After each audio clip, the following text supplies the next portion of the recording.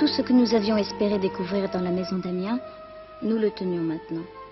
Ce n'était pas à Tours, comme Madame Offlange l'avait dit d'abord, mais à Brest qu'elle avait rencontré l'enfant de Narvik. Elle était encore sous le coup de la mort de son petit Yann.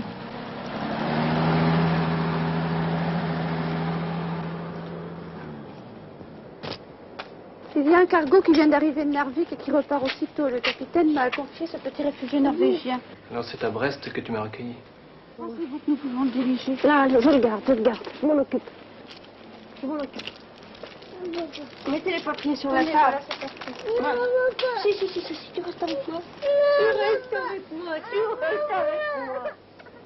Tu étais si petit, si tendre, si confiant. Je t'ai pris dans mes bras en pleurant. Et tout de suite, j'ai eu les mêmes gestes que j'avais eus avec l'autre. Mon petit garçon à moi. Je disparu.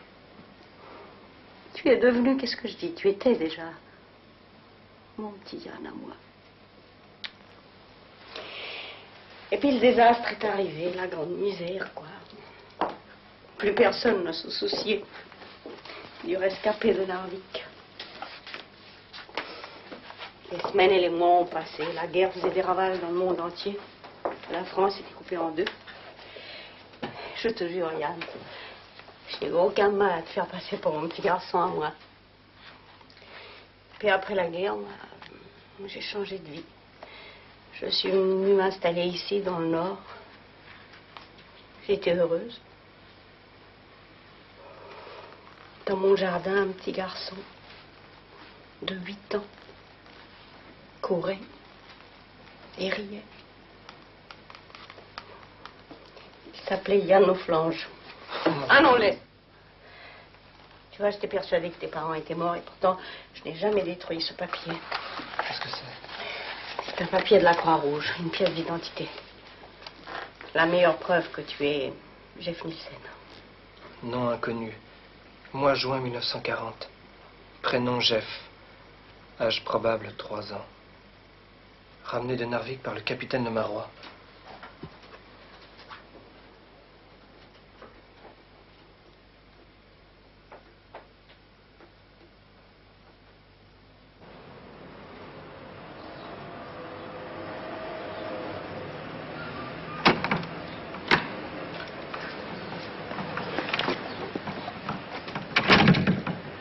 Et voilà.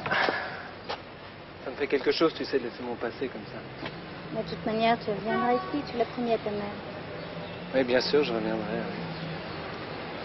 Allez, viens.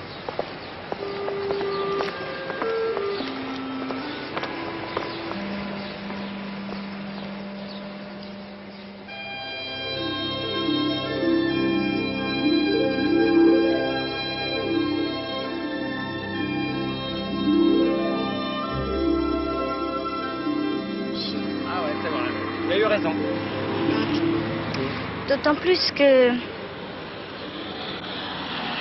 Qu'est-ce que tu veux me dire? Ah oui, j'ai autre chose à dire. Encore une bonne nouvelle? Vas-y, parle. C'est pas le moment de... Oui, ben... Oh, je comprends vraiment le capitaine maintenant, tiens. Il disait qu'il fallait jamais brusquer les événements, il avait vraiment raison. Bien sûr, il n'était pas sûr, tu me l'as dit tout à l'heure. Oui, et puis il ne tenait pas non plus en te voyant un jour heureux, enfin, comme tu l'es aujourd'hui. Tu n'es pas non plus à être tenté de te cacher la vérité. Comme tu es tenté de le faire toi-même en ce moment? Oui. Bien, vas-y, parle. Qu'est-ce que tu me caches? Eh bien, voilà. Ingvild n'est pas tout à fait ta sœur. Qu'est-ce que ça veut dire, Ingvild n'est pas tout à fait ta sœur? Explique-toi. C'est une enfant adoptée par tes parents après ta disparition. Qu'est-ce que c'est que cette histoire d'enfant adopté? C'est la vérité, Yann. Alors, si je comprends bien, Ingvild a été adoptée parce que j'étais porté disparu. Mais si j'étais resté chez moi, qu'est-ce qui serait passé? Il n'y aurait jamais eu d'Ingvild Nielsen, il y aurait eu une petite fille abandonnée, sans famille, sans rien. Yann, ne te fâche pas, s'il te plaît. En quelque sorte, ma soi-disant mort a été une bénédiction pour elle. Est-ce qu'elle le sait au moins? Non. Ah, elle fait le comble. Mais tu voudrais que je retourne au cadran solaire? Et que je lui dise, Ingvild, regarde, on t'apporte un frère, mais donnant, on te reprend tes parents. Que je lui enlève toutes les joies, tout l'amour que mes parents leur ont donné. Mais enfin, il n'en est pas question. Qu'est-ce que tu racontes là? Je pourrais jamais être heureux comme tout le monde, c'est pas possible. Mais si, tu peux être heureux enfin. Mais non, regarde, je sème le malheur partout où je vais, même à distance. Ne dis pas de bêtises. Ah, je sais très bien pourquoi maintenant je n'osais pas parler avec le capitaine. Un pressentiment.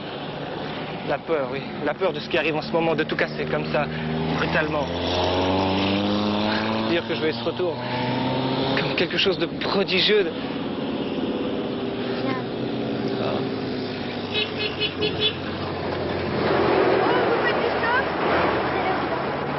Oui, je vais à Saint-Omer, enfin je vais à Saint-Omer, ça vous va? Allez, vas-y, monte. Allez, montez derrière vous, et puis monsieur monte devant, à côté de moi. Mettez votre sac derrière.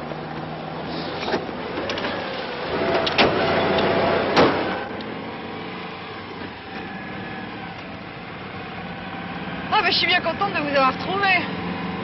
Ça fait 300 km que je roule. Je commence à m'endormir. Puis ma radio qui est en rade.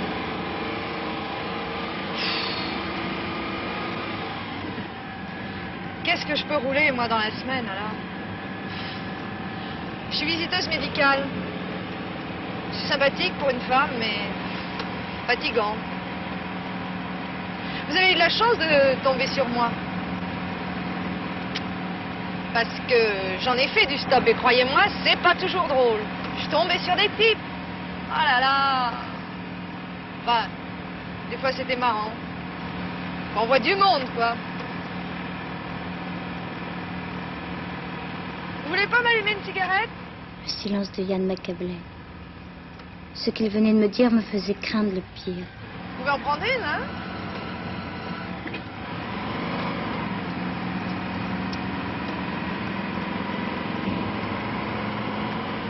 Merci. Vous fumez pas?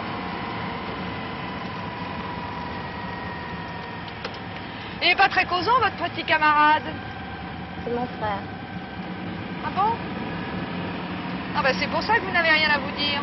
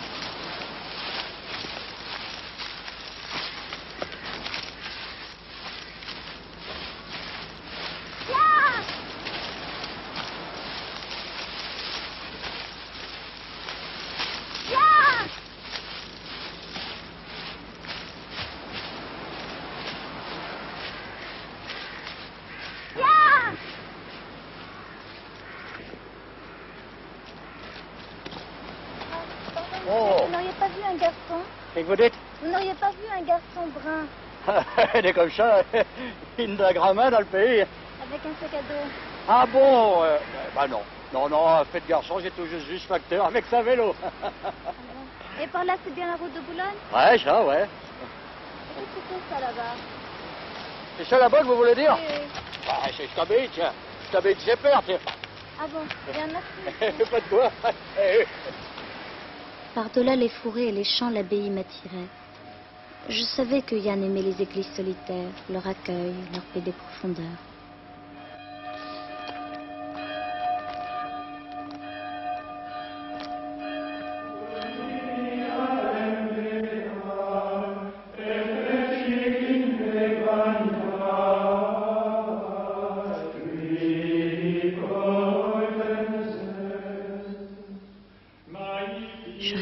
longtemps, désemparée, réalisant toute la gravité de la disparition de Yann. Si je ne parvenais pas à le retrouver, c'était fini. Nous ne le reverrions jamais au cadran solaire, puisque désormais il savait tout. Ce cadran solaire où, durant des mois, nos cœurs avaient battu au rythme du mystère de Yann. Ce cadran solaire où attendait le capitaine, Ingvild. N'avais-je pas rêvé cette nuit que j'en poussais la porte et lançais d'une voix vibrante de joie: « Sois en paix maintenant, capitaine. C'est bien ce que tu croyais. Je te ramène l'enfant du Sirius. » Et dire que Yann m'avait choisi pour l'accompagner dans ses recherches. Oh, Guillaume.